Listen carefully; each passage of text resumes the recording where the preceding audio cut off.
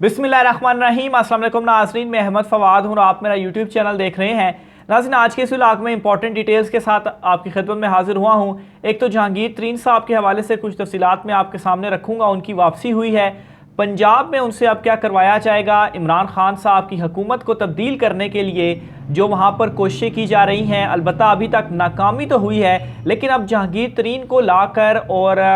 जो है वो एक नया धड़ा बनाने के हवाले से इनको सामने लाकर क्या इस वक्त प्लानिंग ये चीज़ें चल रही हैं, एक तो इसकी डिटेल बताऊंगा। इमरान खान साहब को एक बड़ा धोखा जो है वो वंस अगेन दिया गया है। इमरान खान साहब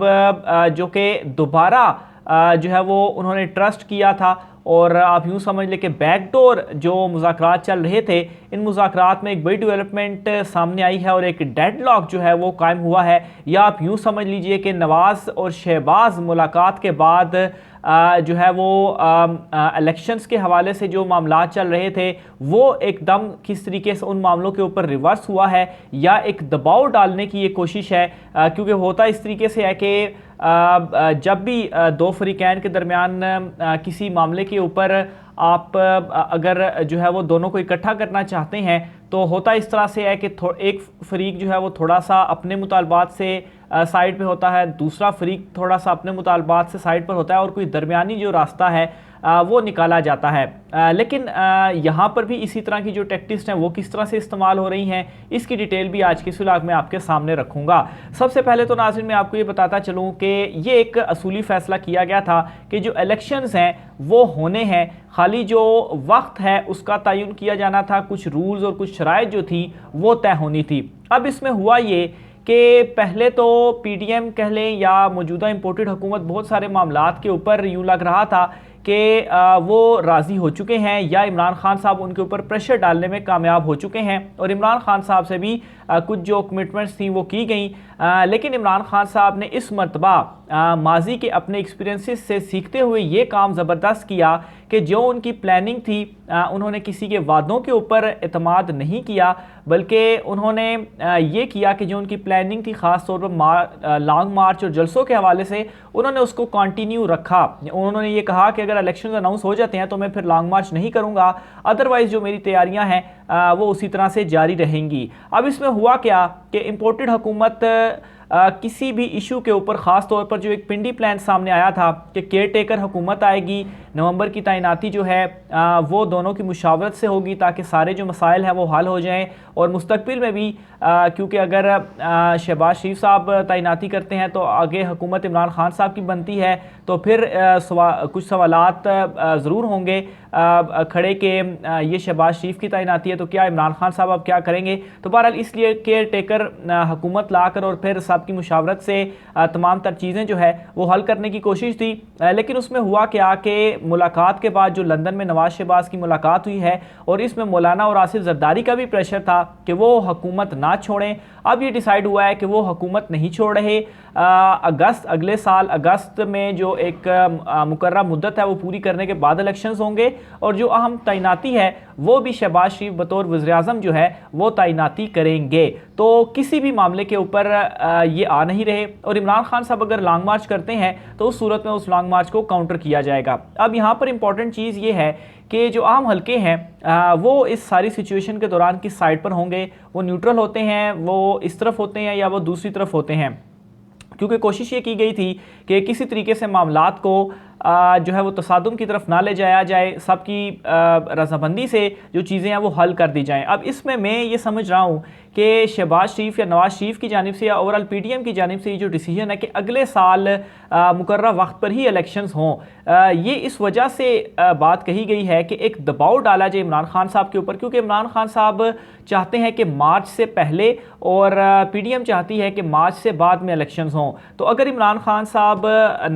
जनवरी के ऊपर अड़े हुए हैं और उन्होंने कहा है कि अक्टूबर में हर हाल में असम्बलियाँ तहलील होनी चाहिए, तो जाहिर सी बात है अगर पीडीएम इस मामले के ऊपर होती है कि अगस्त में हमने इलेक्शंस करवाने ही करवाने हैं या मुद्दत पूरी होने के बाद करवाने हैं, तो इसमें क्या होगा कि दोनों साइड से जो है वो जो दरमियानी रास्ता निकाला जाएगा, उसमें भी मार्च के बाद जो इलेक्शंस का एक रास्ता है वो निकलेगा। और यही वो पीडीएम चाहती है कि तमाम तर मामलात उनकी मर्जी से हो जाएं और चले मार्च के बाद जब भी वो इलेक्शंस करवा दें। लेकिन इमरान खान साहब अब ये कह रहे हैं कि नहीं, जनवरी में होना है, और ये उनकी तरफ से अब वाज़े ऐलान कर भी दिया गया है। कल का जो इमरान खान साहब का चकवाल में जलसा था, उसमें इमरान खान साहब का जो अग्रेसिव मूड था वो भी यही था कि वंस अगेन जो कुछ मुज़ाकरात चल रहे थे उसमें कोई पेशरफ्त नहीं हो सकी, कुछ जो कमिटमेंट्स थी वो पूरी नहीं हो सकी। तो इमरान खान साहब ने ये कह दिया है कि हर सूरत और हर हाल में अक्टूबर में असम्बलियाँ तहलील होंगी, और इसके लिए लॉन्ग मार्च की प्लानिंग की जा चुकी है और लॉन्ग मार्च इमरान खान साहब लेकर आ रहे हैं। और ये एक दबाव इस तरह से भी होगा कि अगर जो गैबी मदद है, अगर इस सूरत में चूँकि दूसरी तरफ से जो मामलात हैं तय करने के हवाले से या उनकी जानिब से कुछ चीज़ों के ऊपर माना नहीं जा रहा, तो अगर ये जो गैबी मदद है ये इस हुकूमत के पास नहीं होती तो फिर उसके बाद तो जो मौजूदा इम्पोर्टेड हुकूमत है लॉन्ग मार्च के बाद इनका सफाया होगा। लेकिन लेट्स से अगर फ़र्ज़ करें कि जो गैबी मदद है वो स्टिल अगर उनके साथ रहती है, तो फिर इमरान खान साहब के लिए भी बड़ा एक ये इम्तिहान होगा कि लॉन्ग मार्च को वो कामयाब किस तरीके से करते हैं, क्योंकि ये एक बहुत बड़ा जुआ भी इमरान खान साहब के लिए होगा कि अगर किसी तरह से लॉन्ग मार्च नाकाम हो जाता है और इमरान खान साहब इस मरतबा तमाम कश्तियों को जलाकर और एक फ़ाइनल डिसीजन लेकर आर या पार का वो आ रहे हैं, और अक्टूबर में उन्होंने हर हाल में जो असम्बलियां हैं वो उन्होंने कहा है कि तहलील हो और इलेक्शंस की अनाउंसमेंट हो। तो अगर फ़र्ज़ करें कि यहाँ पर इमरान खान साहब का लॉन्ग मार्च नाकाम होता है, तो फिर उसके बाद तमाम सारी जो गेम है वो शिफ्ट हो जाएगी पीडीएम की तरफ। फिर जो है जो उनका ये प्लान है पंजाब हुकूमत वाला भी कि इसकी भी तब्दीली की जाए, फिर इसमें भी वो इसी वजह से अभी जो सारे बैकडोर पर जो चीज़ें चल रही हैं, अभी तक पंजाब में चीज़ें चल तो रही हैं कि किसी तरह से हुकूमत को तब्दील किया जाए, लेकिन कोई उस तरह से अभी स्टेप नहीं लिया गया। तो अगर इमरान खान साहब अक्टूबर के पहले हफ्ते में लॉन्ग मार्च लेकर आते हैं और उसमें नाकाम हो जाते हैं, तो फिर जो पंजाब की हुकूमत है फिर उसमें बहुत सारे लोग इमरान खान साहब के साथ जो अभी इस वजह से जुड़े हुए हैं कि अवाम इमरान खान साहब के साथ है, और बड़ी ये बेवकूफ़ी होगी कि इस वक्त इमरान खान साहब को छोड़ा जाए, अपनी सियासत को ख़त्म करने के मुतरादिफ होगा। तो वो लोग जब इस नाकामी की सूरत में सारा मामला जब शिफ्ट होगा, तो फिर ये हो सकता है कि वो दूसरी साइड पर जाएं और फिर पंजाब हुकूमत में भी जो तब्दीली है वो की जाए। लेकिन नाज़रीन, ये जो जुआ इमरान खान साहब खेल रहे हैं, अगर ये कामयाब हो जाता है तो फिर उसके बाद जो पीडीएम है उसका सफाया होगा, इम्पोर्टेड हुकूमत का भी सफाया होगा, और जो इमरान खान साहब एक प्रेशर क्रिएट करना चाहते हैं, और ख़ास तौर पर अभी भी इमरान खान साहब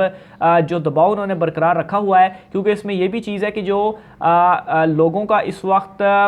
एक वो बाहर निकलने के हवाले से, चूँकि वो खुद निकलना चाहती भी है आवाम, जो महंगाई और जो बिलों के हवाले से मामला है, तो अगर इन चीज़ों में डिले किया गया तो हो सकता है कि शायद इमरान खान साहब का जो पॉपुलैरिटी है वो कहीं पर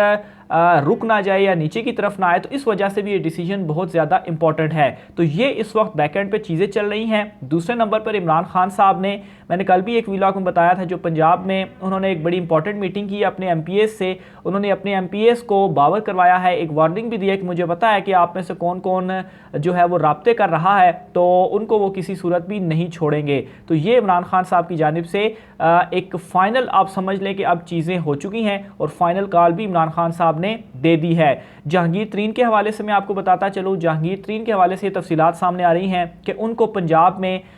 एक्टिव इस तरह से किया जाएगा। एक तो उनका अपना धड़ा है, लेकिन उसके बाद उनको अब ये होगा, क्योंकि आसिफ जरदारी, परवेज़ इलाही साहब और जो एमपीएस हैं उनको अपनी तरफ लाने में अभी तक नाकाम हुए हैं। तो जहांगीर तरीन को एक्टिव करके उनके साथ एक धड़े को जो है वो जोड़ा जाएगा, और फिर उसके बाद जो चौधरी शुजात हुसैन साहब हैं उनको भी दोबारा से एक्टिव किया जाएगा, ताकि यहाँ पर पंजाब में पाकिस्तान तहरीक इंसाफ के बहुत सारे लोगों को जहांगीर तरीन या चौधरी शुजात हुसैन साहब जो हैं, जो काफ लीग के लोग हैं, उनको तोड़ा जा सके। तो ये नाज़रीन इस वक्त सारे मामला चल रहे हैं। इमरान खान साहब अपनी फाइनल कॉल देने जा रहे हैं, और दूसरी तरफ जो पीडीएम है उनकी जानिब से भी जो एक तसादुम की राह आप कह लें वो अपना ली गई है। बहरहाल इसमें एक इम्पॉर्टेंट रोल होगा न्यूट्रल्स का, कि वो इस तमाम तर सूरत हाल में किस साइड पर होते हैं, आया वो एक तरफ होते हैं या दूसरी तरफ होते हैं, या उनकी जानिब से यही फैसला किया जाता है कि वो न्यूट्रल्स रहते हैं। तो ये वाले जो कुछ आइंदा आने वाले 15 से 20 दिन हैं बहुत ही ज़्यादा इम्पोर्टेंट होने जा रहे हैं, और इसी 20 दिनों के अंदर ही जो मुल्की पॉलिटिक्स का जो फ्यूचर है वो भी डिसाइड होना है। मज़ीद डिटेल्स के साथ भी आइंदा व्लॉग में आपकी खिदमत में हाजिर होऊंगा। आज की व्लॉग से इतना ही, मुझे इजाज़त दीजिए, अल्लाह हाफ़िज़।